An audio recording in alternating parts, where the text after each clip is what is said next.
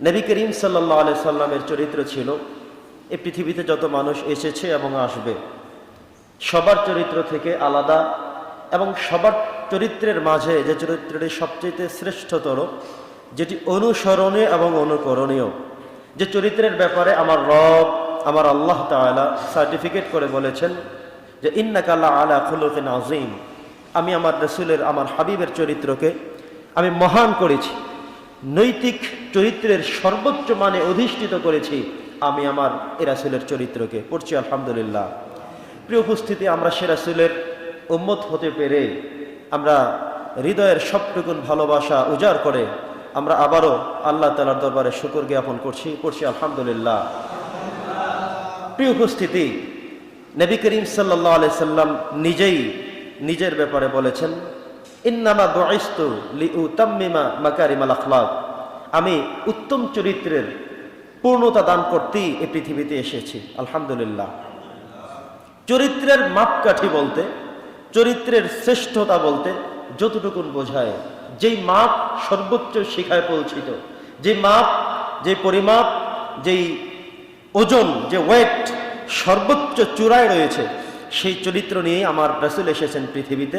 তিনি নিজের চরিত্রের ব্যাপারে আল্লাহর কাছ থেকে ফয়সালা পেয়ে নিজেও বলেছেন, কারণ যিনি তার চরিত্রের ব্যাপারে নিজেই সার্টিফাই করতে পারেন তিনি হচ্ছেন মানুষের মধ্যে শ্রেষ্ঠ।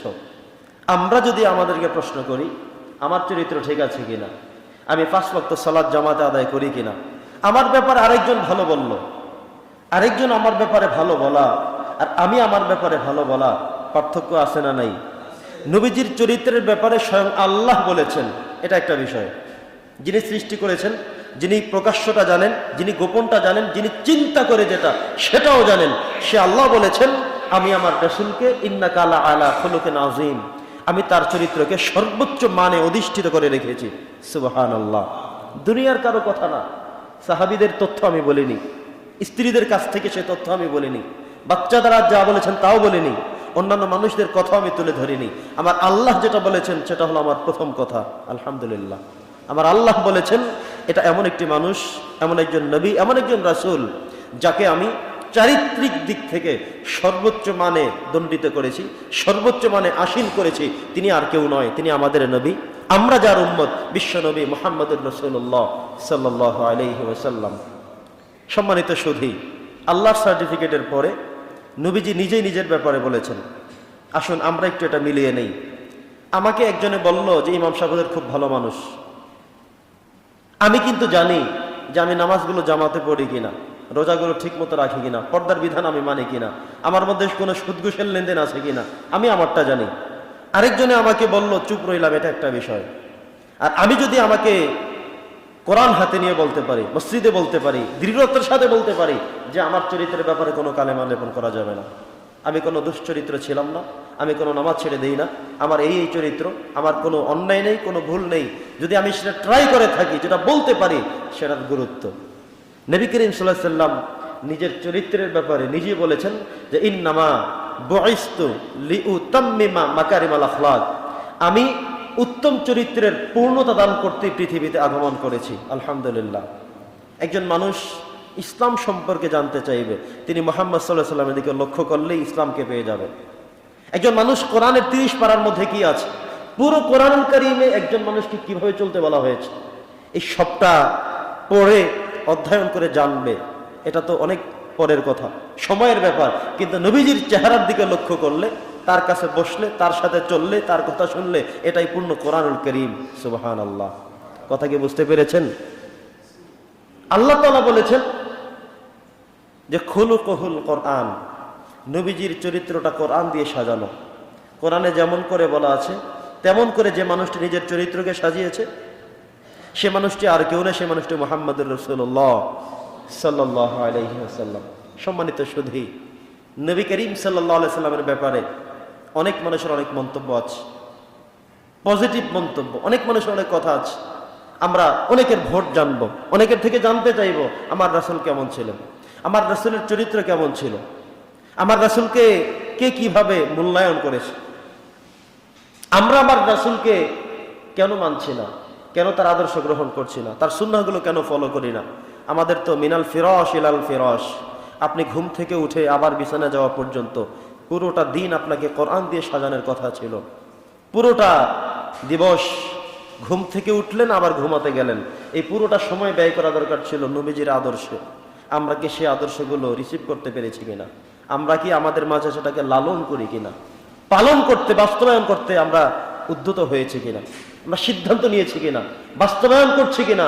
আমার রাসূলের চরিত্রই তো আমার জন্য সবচেয়ে উন্নত চরিত্র, ঠিক কিনা বলেন? সম্মানিত উপস্থিতি, নবী করিম সাল্লাল্লাহু আলাইহি সাল্লাম যেভাবে শিশুদের কাছে নবী ছিলেন, স্ত্রীদের কাছে তিনি যেভাবে সবার প্রথমে ইসলাম ধর্ম গ্রহণ করেছেন, দূরের কেউ না, তার স্ত্রী হযরতে খাদিজা আল কুবরা আত-তাহেরা রাদিয়াল্লাহু তাআলা আনহা। নবীজি যখন হেরা গুহা থেকে কোরআনুল কারীম পেয়ে স্ত্রীর কাছে গিয়ে ঘরে বললেন যে আজকে এই ঘটনা হয়েছে, তিনি বলছেন নিঃসন্দেহে আপনি একজন ভালো মানুষ, আপনি কোনো মানুষকে অত্যাচার করেননি, কারো হক মেরে খাননি, কারো ঘরে আগুন দেননি, কারো প্রতি জুলুম করেননি। যে বাণী আমার রব দিয়েছেন, নিঃসন্দেহে আপনি একজন নবী এবং রাসূল। আমি সবার প্রথমে অ্যাট ফার্স্ট আমি ঘোষণা দিলাম, আমি বিশ্বাস স্থাপন করলাম আপনার প্রতি, আপনি একজন রাসূল, আপনাকে আল্লাহ তাআলা কিতাব দান করেছেন। ইতিহাস সাক্ষী দেয় প্রথম যে মানুষটি নবীজির এই কথার উপরে বিশ্বাস স্থাপন করেছিল তিনি হচ্ছেন আমাদের আম্মা জান নবী করিম সাল্লাল্লাহু আলাইহি ওয়াসাল্লামের স্ত্রী হযরতে খাদিজাতুল কুবরা আত-তাহেরা রাদিয়াল্লাহু তাআলা আনহা। পড়ছি আলহামদুলিল্লাহ। আমরা কজন মানুষ আছি যে আমাদের স্ত্রীর কাছে যদি জানতে চাওয়া হয় আপনার হাজবেন্ডের ব্যাপারে কিছু একটু বলুন, আমরা একটু চিন্তা করে দেখি তো, অথবা বাড়িতে গিয়ে নিজের স্ত্রীকে নিজে একটু জিজ্ঞাসা করে দেখি তো আমার ব্যাপারে আমার স্ত্রীর অভিযোগ আছে কিনা। বলবে অনেক কিছু চাহিদা এখনো পূরণ হয়নি, বয়স 60 বছর পেরিয়ে গেলেও এখনো কিছু জিনিসের বায়না ছিল, কিছু খাবারের বায়না ছিল, মহারানার বায়না ছিল, জায়গা জমির বায়না ছিল, অনেক কিছুর বায়না এখনো তার রয়ে গেছে, এখনো তার কমপ্লেনের শেষ নেই। কিন্তু নবীজির স্ত্রীদের কোনো কমপ্লেন ছিল না। তাদের কাছে জানতে চাওয়া হলো নবীজির কথা, নবীজির ব্যাপারে কিছু একটা বলুন। তারা বলছেন আমাদের কোনো কমপ্লেন নাই, আমাদের তার প্রতি কোনো অভিমান, বিরাগ, কষ্ট, দুঃখ কিচ্ছু নাই। আপনারা যেভাবে সমাজে দেখেন ঠিক সেভাবে তিনি ঘরেও আছেন।